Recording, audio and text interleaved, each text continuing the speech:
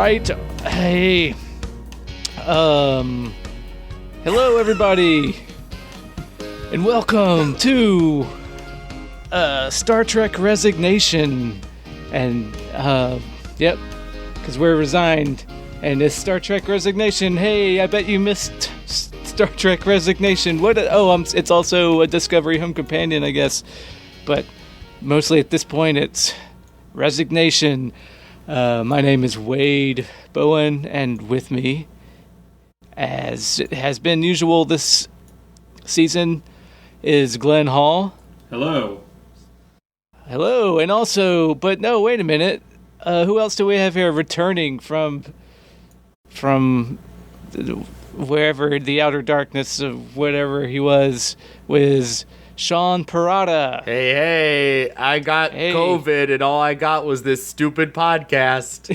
Yeah, you thought COVID got you out of this, but like, no.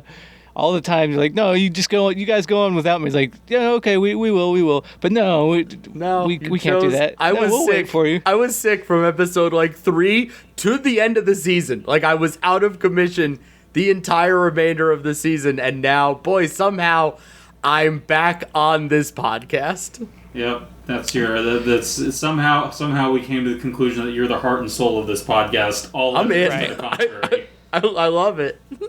I know how important it is. I mean, I know what Trek is to your life, and that this podcast and the hope of it was the only thing that was really keeping you alive as you were. It was.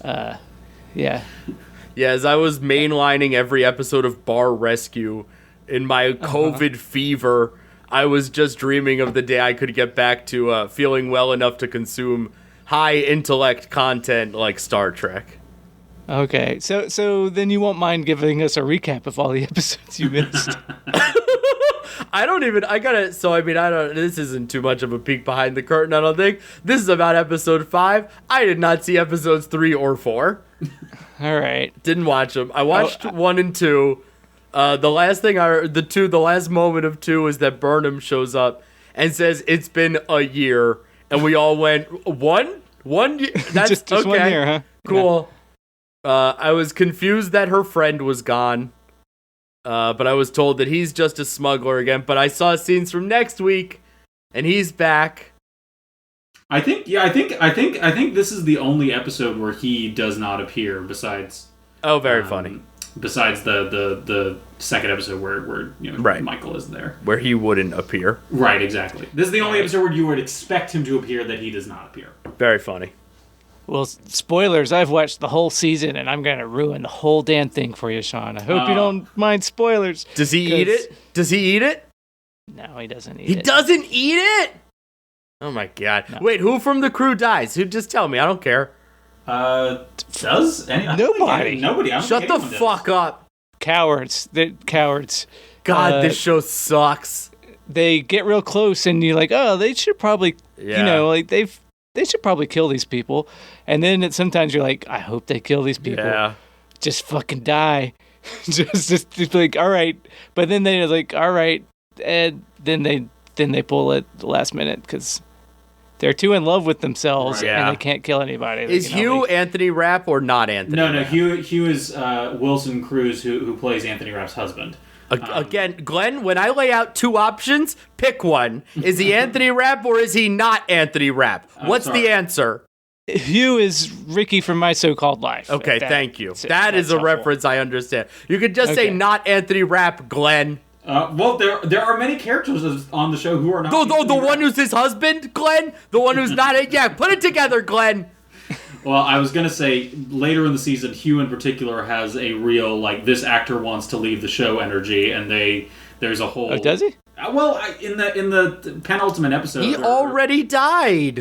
Well, yeah, exactly. I feel like, I don't know, if anybody wants to leave the show, they're like, that we will give you an extra long episode where we should have maybe done 2 episodes with these 2 different stories, but no, we will get an extra long episode to give you an extra send-off, even though nobody really cares that much because you weren't even really a major player because we haven't really paid attention to the rest of the crew other than Michael Burnham in the last 2 seasons, but we're going to change. We're going to do better, except we should jump into this episode. Yes. Episode 5. Die trying. So what? Real quick, Sean, what happened? They get to Starfleet. They get to what remains of Starfleet. Starfleet doesn't trust them. There's no record of them or control because that's how it was set up. That's the whole idea. But then so in order to prove themselves, they convince the Admiral to send them on a mission to get a seed pod that's gonna cure some gross aliens. Those guys were disgusting, and I hated them, and it would have been cool if they died. So they have to go on. We just said nobody dies in this show. Nobody dies on this show. Nobody at all. So they go on this mission, and boy, I mean, I couldn't even begin to figure out who, like, what she is or what, but she's the security lady. Stays with the ship. That's it. That's the episode. And then at the end, he's like, "I trust you. You can go out on science missions. Have fun." Yep. Yeah. And so the whole I'm piecing they can warp because of the spore drive, and nobody else can warp. Correct. Well, Okay. they have limited warp capability because there's only so much dilithium left. That's post peak petroleum, so they don't have Right. enough dilithium to go around. Right. They should try fracking. They should try fracking for dilithium, and except that, yeah. But so that's what, like, that's their bargaining chip. That's sort of like the Discovery's, like, edge in why this Admiral has to, like, sort of let them go and do their thing. Because they can warp. Okay, cool. Yeah, Because then they get there, and then he's like, "We're gonna break up the drama club," and they're like, "No!" Right. And the rest of us are like, maybe. Go for it. He's like, and then he's like, "You can't take the time to learn how to do it like we can." It's like, "Hey, it's 900 years later. Maybe they can." You Right. don't know I think they maybe can. But the guy's like, "Okay, fine, we can't." Yeah. Well, that's something that has annoyed me this entire season is, like, we aren't really seeing...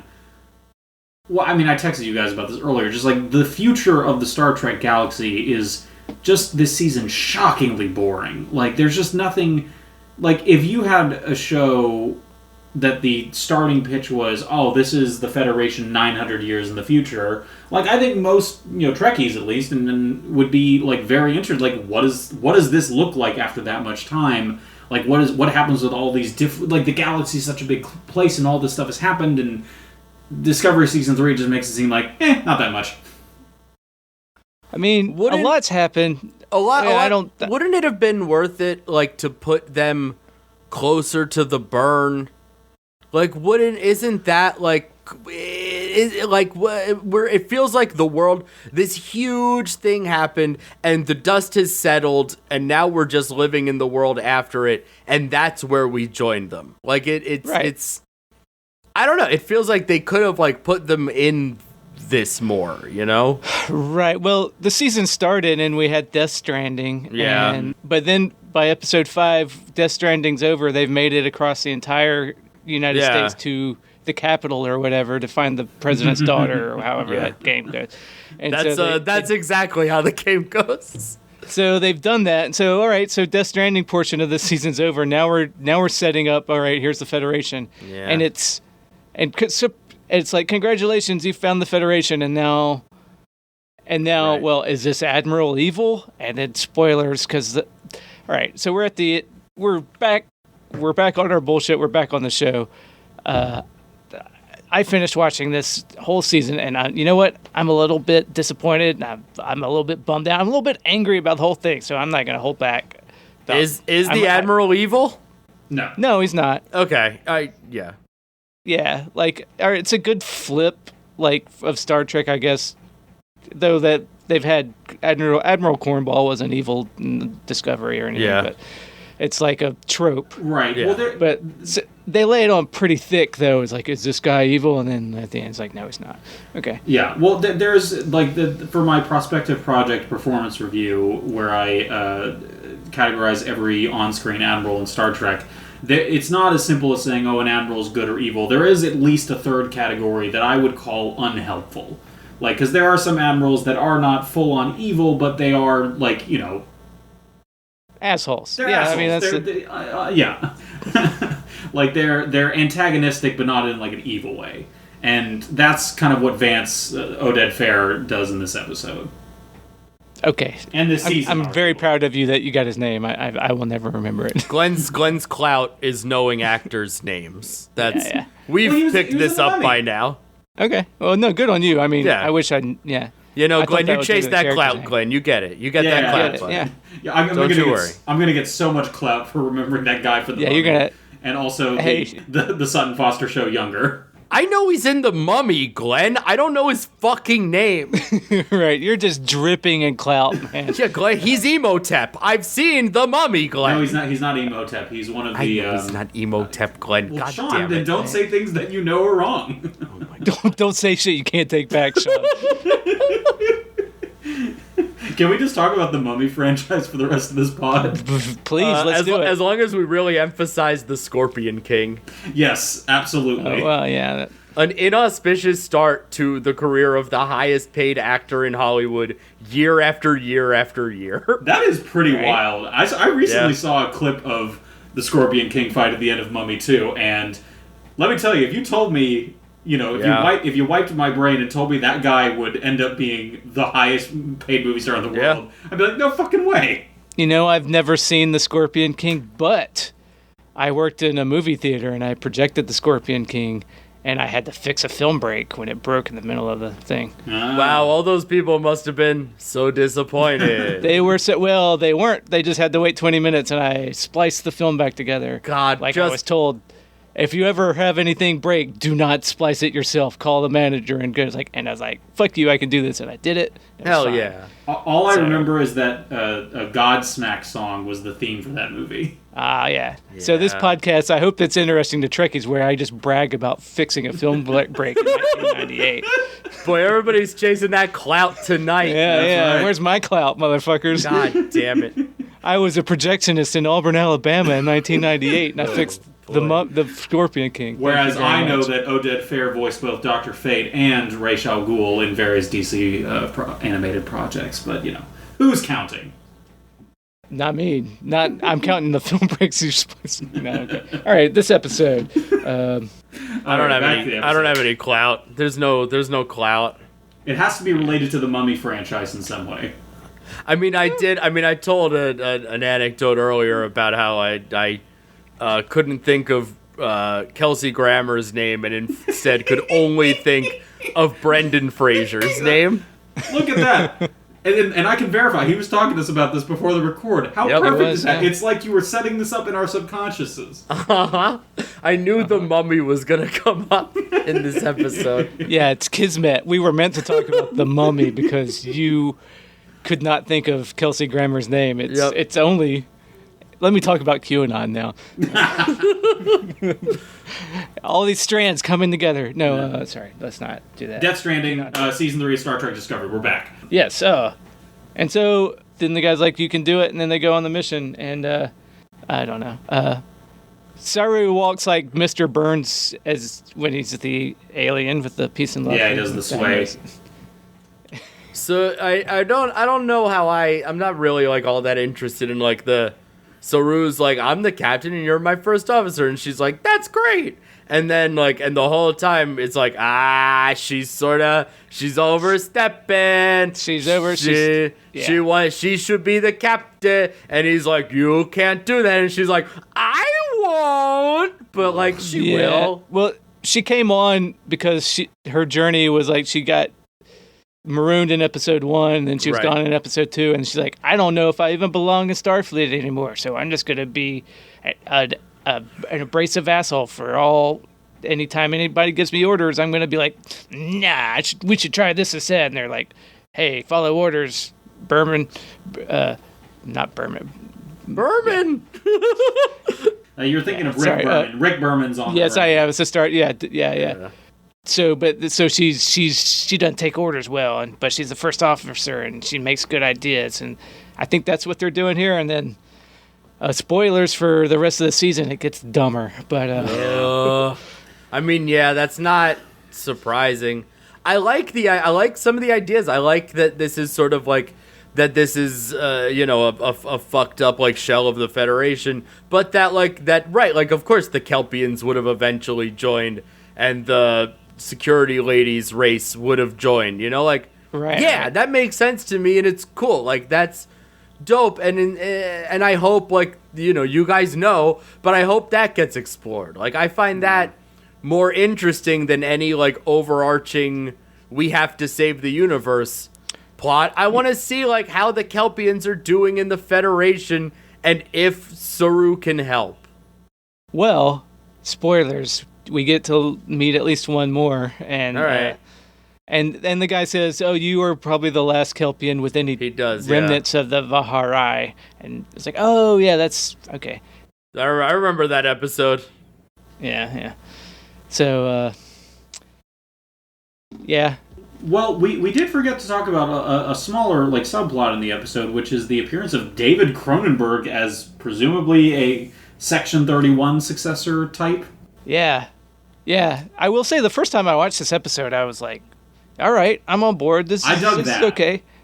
Yeah, and but Cronenberg especially, I was like, all right, I'm down for Cronenberg. And this time I'm just jaded, I guess. I'll try to pull myself out of the Well, I think it's the kind of thing, it's like, once you've seen, where it's all going by the season finale, it kind of makes some of the stuff, even the stuff you liked throughout the season, I feel like it kind of makes, it bitters it a little bit for you. Right, yeah, because, Cronenberg is very interesting as this, and he's, giving Michelle Yeoh, the mirror universe is drifting away, you're the only mirror person that make a crossing in 500 years. Oh, and by the way, Terrans are a wholly, completely different species now. He says your species. I hated that.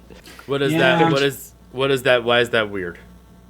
Well, she's a human from a different universe, right, but she's not a different species. You can interbreed with them, I presume, okay. And also... Well, actually, has that been established? Everything can fucking Star Trek. That's true. That fair point. Why would Terrans and humans from that universe be different? The fact that they have a minor atomic difference in their DNA than other people in this universe, which also means that they see things darker, which goes back to season 1, which is that's just dumb shit on the face of it. And so it's I don't know. That made me mad.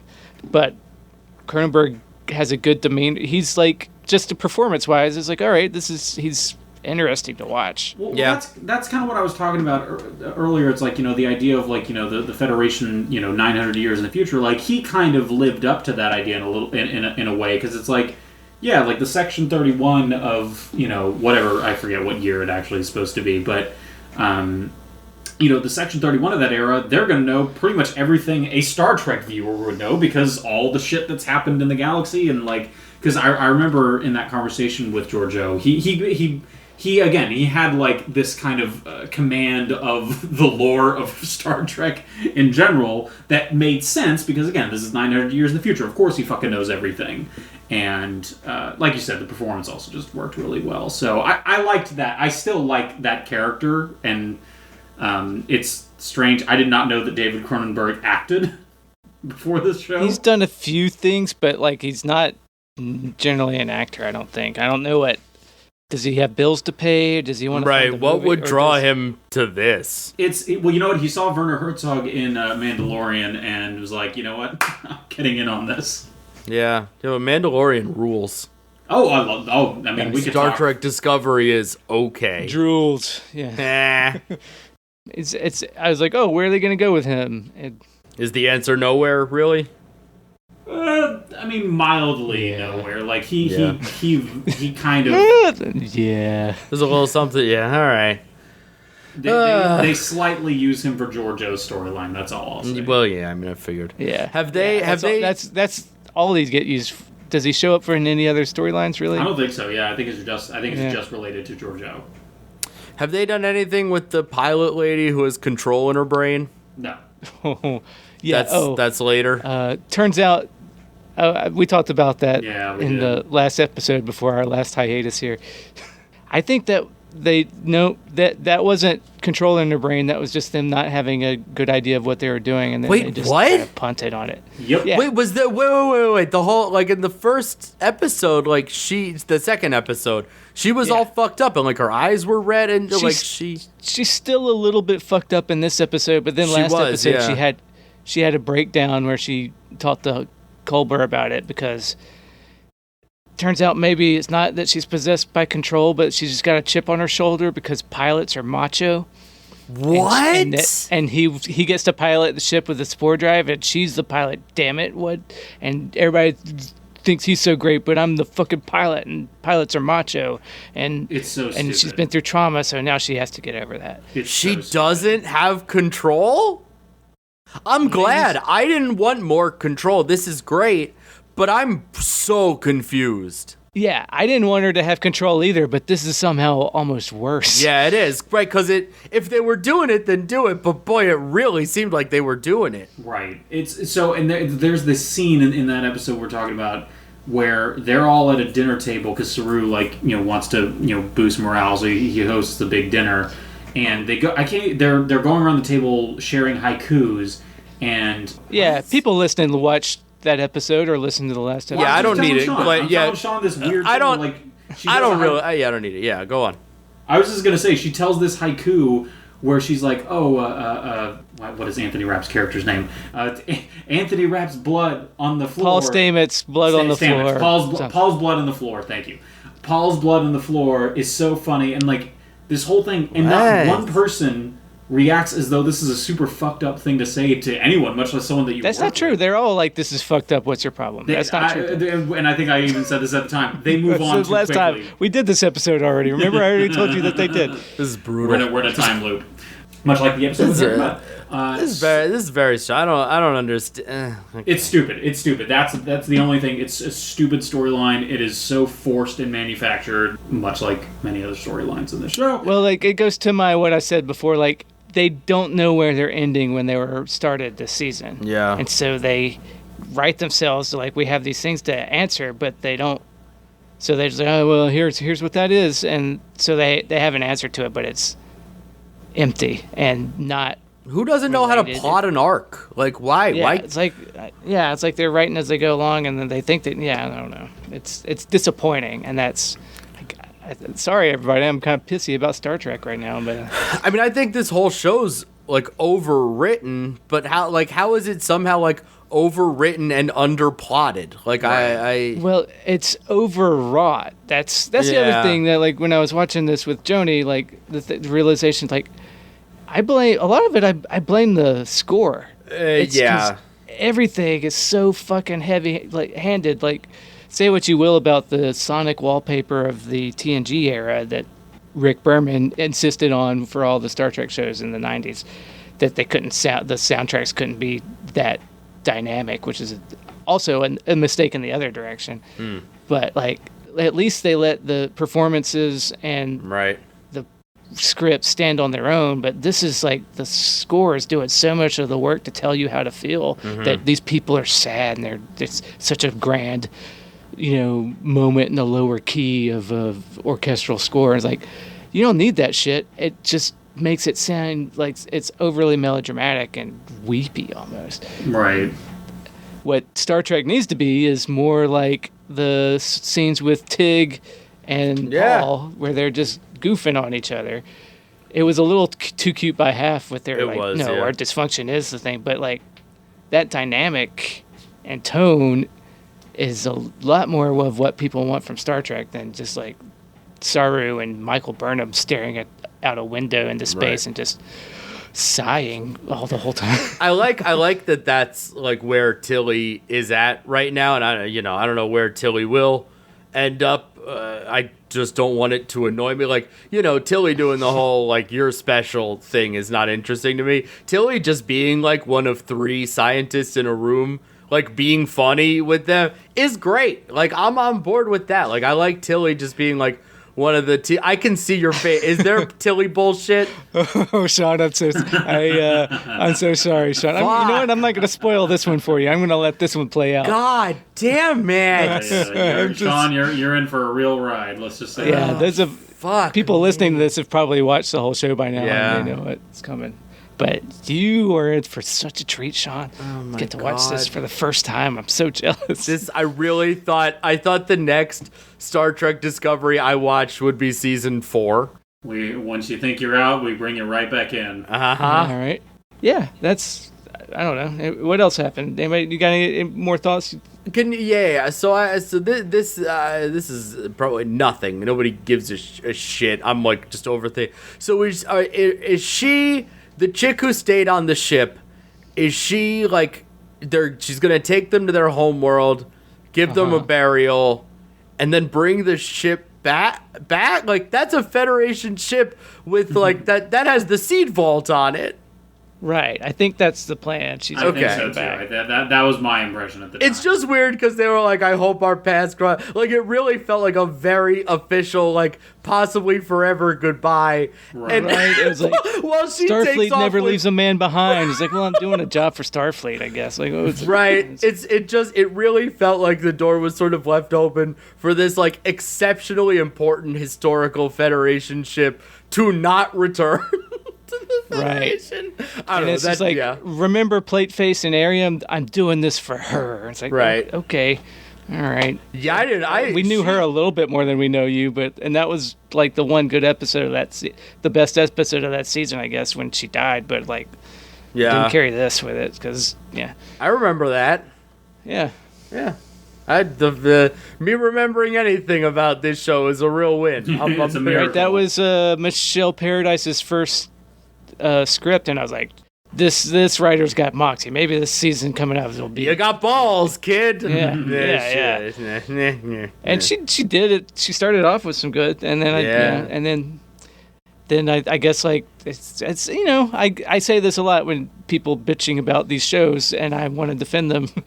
Like on the arts, like it's really hard to make a TV show, so that they get to make for one sure. at all is, okay, congratulations. I get it, it's hard, but then like, it sucks that you can't write everything before you start shooting, but like they don't. Well, it seems like an easy enough thing to do, especially fucking prestige television. That's what's so bizarre about it. It's not like this is the 90s where like the prestige format of like very everything done all at once, plotted out all at once, and everything working towards an end goal was like this new novel thing in television. Like this is like the fucking norm. Like prestige TV is supposed to be just one long movie essentially.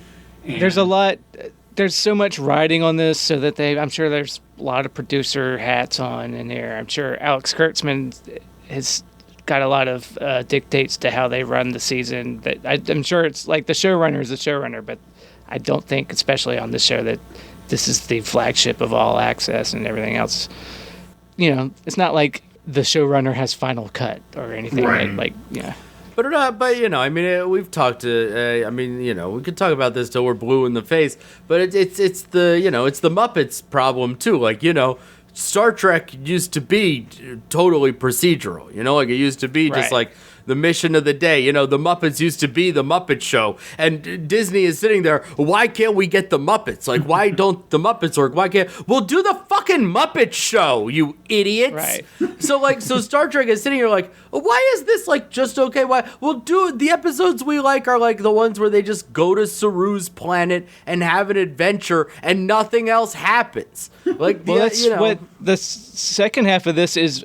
The first time I watched it, I was like, I like this because this. I mean, it was like this. Right, is a Star it was, Trek episode. but They even go that's off the on a thing, thing like- to save a thing, but then like, there's 2 episodes in this one. They go right. That's the problem. Like they have so much like universe plotting to do that they Right. have to spend half the episode doing it, and then you get like a 3-man mission to a ship that's the Rainforest Cafe, and with people I don't care about. Like I don't. right.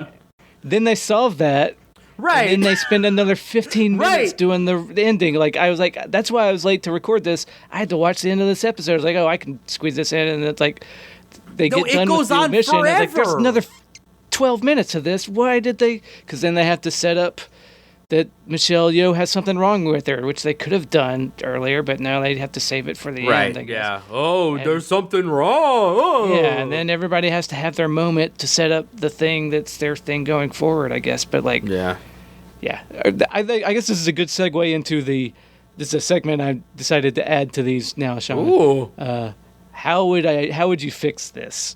Oh, we're plussing up Star Trek. Hell yeah. I like it. Which is a segment we used to do on the ROA. Glenn would know about that. I would and do.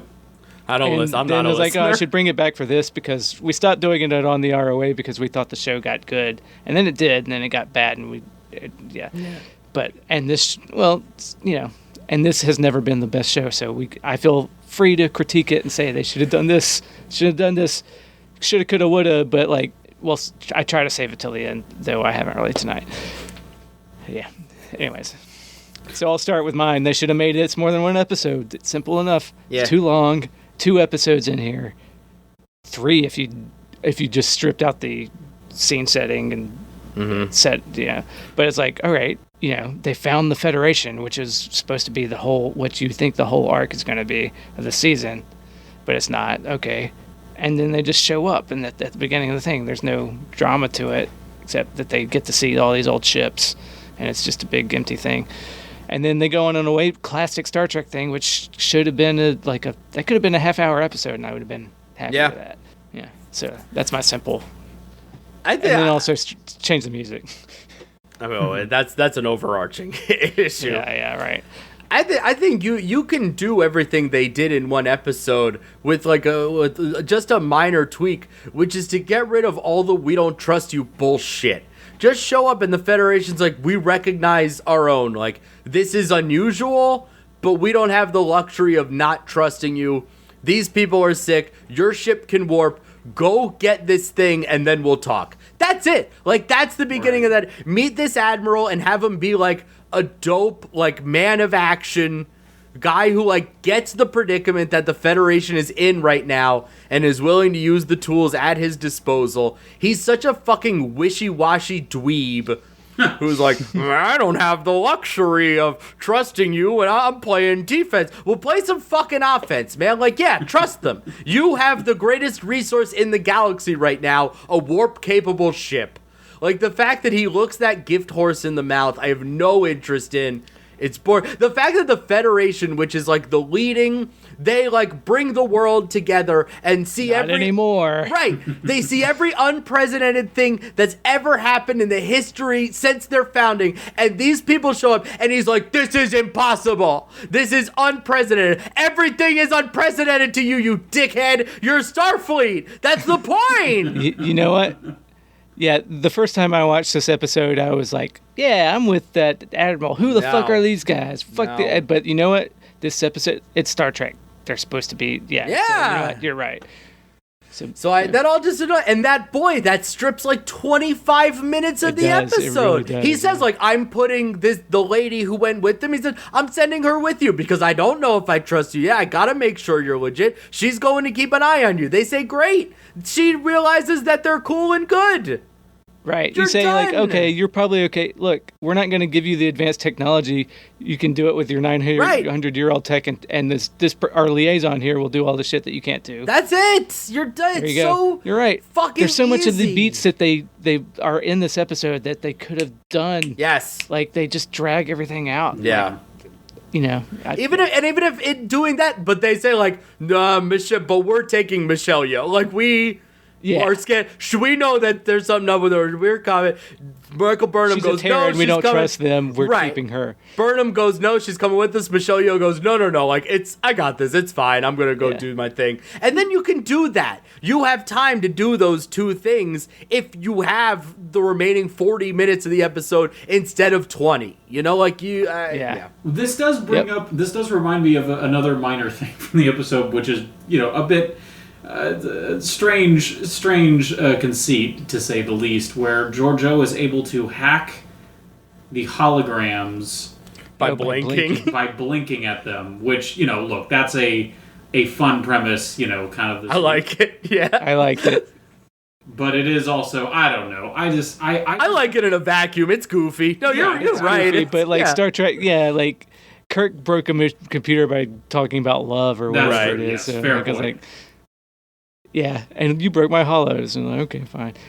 But yeah, so is that what you would fix? What is yours, Glenn? Well, so I think, I'm with you that, like, extending the season, like the number of episodes in the season, I think would How many fix episodes is it ultimately? 13 in the 13. season. Okay. Which, I mean, God, who... we can play the White Album game at the end of this, maybe. Right, yeah, I'm down. Yeah, maybe. Like, I don't know that they needed to add more episodes. They could have probably, even if they split this into two. Like, You can cut out the birthday song. yeah. Yeah. For me, the thing that I'd fix is more of a holistic thing rather than a specific episode. But like, I was texting y'all about this earlier. But like, Deep Space Nine is the Star Trek I finished right before I saw this season, and I feel like it kind of further ruined, because let's be real, the show itself has done plenty in that department, but Deep Space Nine gives you a sense of like what an unconventional quote unquote edgy Trek looks like. But even more generally than that, even more generally than like, oh, what kind of Trek show is this trying to be, I think you just need more time to tell just interesting sci-fi stories. And I think as far as the trajectory of the season, again, I would have been thrilled if they had, taken a page off of a page from Deep Space Nine's book and set up the Federation. I can't remember what it's called, whatever their headquarters is called. Maybe it's just the headquarters, whatever. But It's just it's just.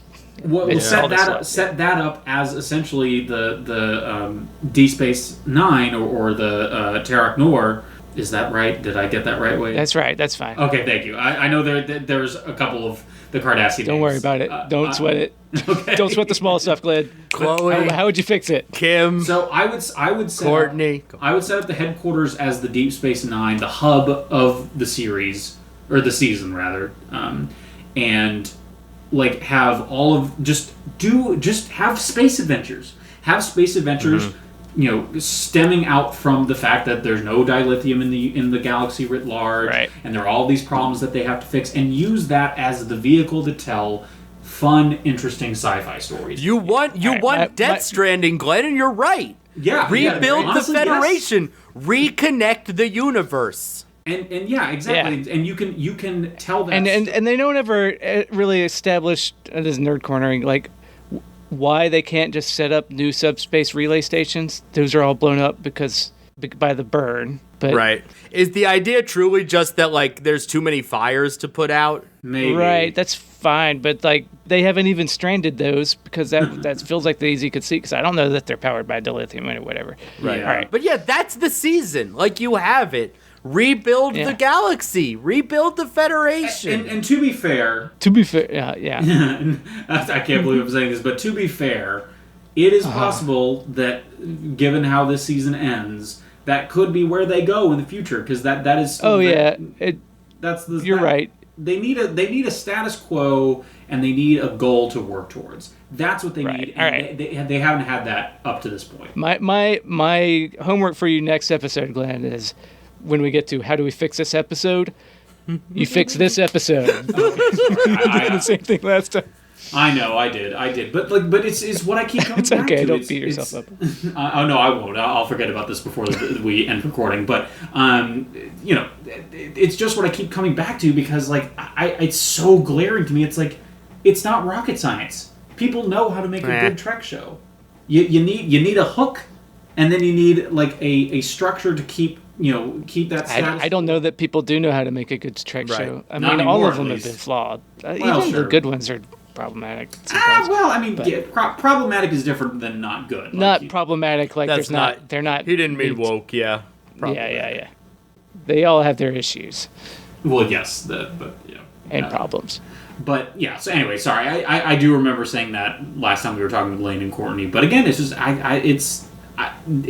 it's so obvious to me, and it's you want to reach. It's obvious. It's obvious to everyone on the internet, Glenn. That's what the internet is for. They should put one of those people in charge of the show. Yeah. Right. As far as how I'd fix the episode, yeah, I do agree with you, though. To take out, the forced distrust and just make it an introduction to what the Federation's like now. Because that's what I thought the episode was going towards. I thought they were going towards, we're going to use this pretense of them interviewing and being interrogated and all this stuff to sort of show you, like, again, with Cronenberg, it's like, oh, this is what Section 31 looks like in this era. Okay, oh, this is what, the XYZ looks like now, and kind of do it as kind of a tutorial episode almost, which I would have been fine with. Because that's interesting. They did a little bit of this is how the technology is different. Like, did you notice the little bit of nerd cornering? I just detail the AI that's checking them for all their lying. The one with the bow tie is named Leland, which is also the name of the guy behind Section 31 in Deep Space Nine. I did not notice that. Yeah. That was William Sadler. Yeah. Oh, that's fun. I like that. I did not catch that. That's so funny. That was a great character. Oh, yeah. I mean, Sadler, man, he's great.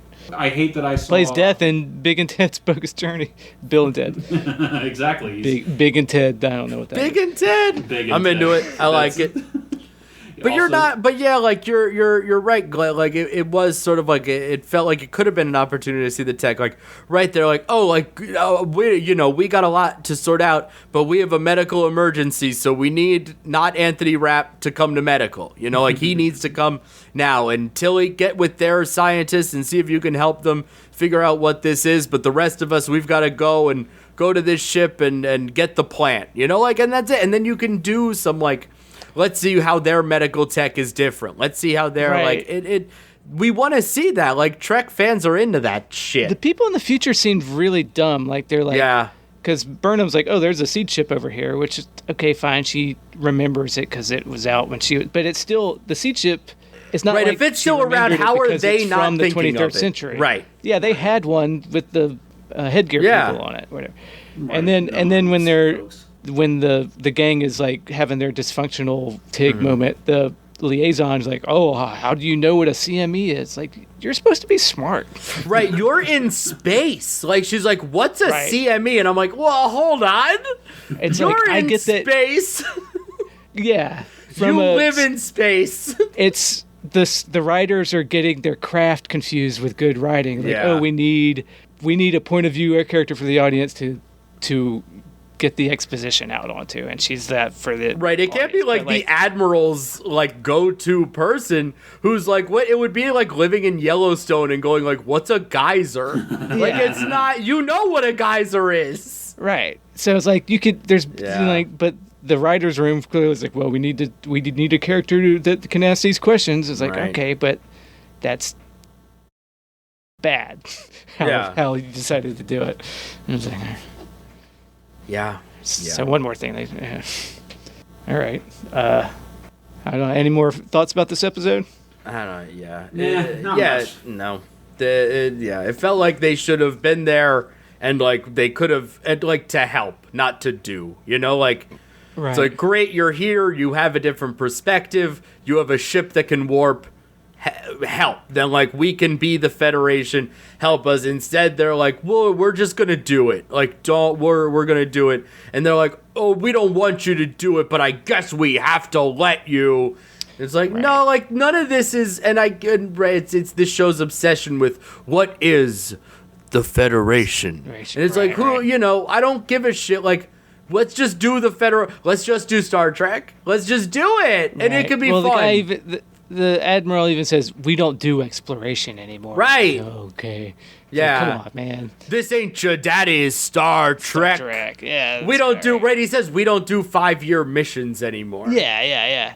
Which is Fuck off. fine. And then by the end of the season, they're going to, they don't really grow. They just decide. We do 5-year missions now. They're like, all right, you know what? You guys are swell, and things are great now. Well, because they stopped the Emerald Isle, I'm assuming. Yeah. Whatever the fuck that is. Yeah. I'm excited. You'll learn more about the Emerald Chain. Pretty soon, I think. Can't wait. Yeah. The big bad, I don't know. Who cares? Yeah. I have a whole grievance about how Orions are made to look this season that I'll get into later. But yeah, you've gotten into it before, and that's true. That's true. Jeez, I keep repeating myself. I'm so sorry. But I don't know. I don't know what Orions don't do it again are. until they show up again, Right, and then no. we'll let you do that. I'll nurse that grievance until then. Yeah. I don't know what Star Trek is. Yeah. Well. All right. I'm not going to do a status report this week. Don't worry. It's my gift to you, Sean. Oh my God, it's good to be back. Like, I was ready to say that I wish COVID had killed me if you blew that train whistle. So, Well, I'm sad. you know who's really sad? You know who you need to apologize to, Glenn? The fans. And I will. They love status report, Glenn. You're letting them down. No, Courtney's happy right now. That's right, Courtney's with me. I love it. Courtney bullied me into not doing it anymore. No, that's not true. But I wish. This isn't a full status report, but I'll just say I have not watched Star Trek in a while since the holidays. But I was watching Voyager, which I like. I didn't dislike it, but I this happened when I started Deep Space Nine. I lost the momentum. I kind of the interest kind of faded away a little bit, and I will get back to it. But I'm just kind of in It's not going anywhere. It'll be right there waiting for you. Exactly. It's queued up on Netflix. Now that we're potting again, I'll probably start watching it again. But when we were traveling over the holidays, the interest kind of fizzled for a little bit. Right. All right. Well, hey, then let's wrap this Mama Jama up. Put a bow on it. Yeah. Do that. And so, I don't have anything else to really add other than that. How's your imaginary podcast going there, Sean? Well, we got COVID at a production meeting for that podcast, so everybody was out of commission for about the same amount of time. We are just now ramping back up at the same time as I'm ramping back up to this, and I hope to launch it within the next 2 weeks to a month. It'll never happen. Yeah, never. I don't believe it. I don't believe Never. And I'll just plug a new potentially fake one shot that Sean and I will record. We're gonna do the Heel of Time, where I describe the Robert Jordan books, and at least Sean, potentially Wade, will make fun of either the books or me. We'll do. I want to pitch another one, sort of in the same vein, called Kingdom Farts, where we go through the more egregiously strange elements of Kingdom Hearts, and I convince Glenn that they're real. Well, I don't know how you're going to do that, but I want to find out. You'll be convinced. Sora has 2 hearts, Glenn. Did you know that? Oh, you mean convince? Oh, sorry. I thought you mean convince me that they're actual elements of the story. In the real world. Very good. No. That they actually that they happen in the Kingdom Hearts franchise. Gotcha. I would love that because I've only played the mainline game, so that would be perfect. There's a lot more than that, baby. Yep. I want no part of that. I know. No, Wade, I did not. I didn't include you for a reason. You don't want that. I am genuinely serious. Once we have time and Sean's feeling up to it, I genuinely want to record all these one shots. And I'm in. For sure. Fuck yeah. Mm-hmm. Kingdom Farts is on the list. That wasn't an empty threat. That name's too good to not use. Exactly. I'm the exact same. I'm like, damn it, this pun needs to see the light. Yeah, absolutely. I'm in. Sold. But for now, fuck off. I got to go to work tomorrow. All right. Well, hit the self-destruct code. We're done here. I think fuck off. I got to go to work tomorrow. Yeah, right.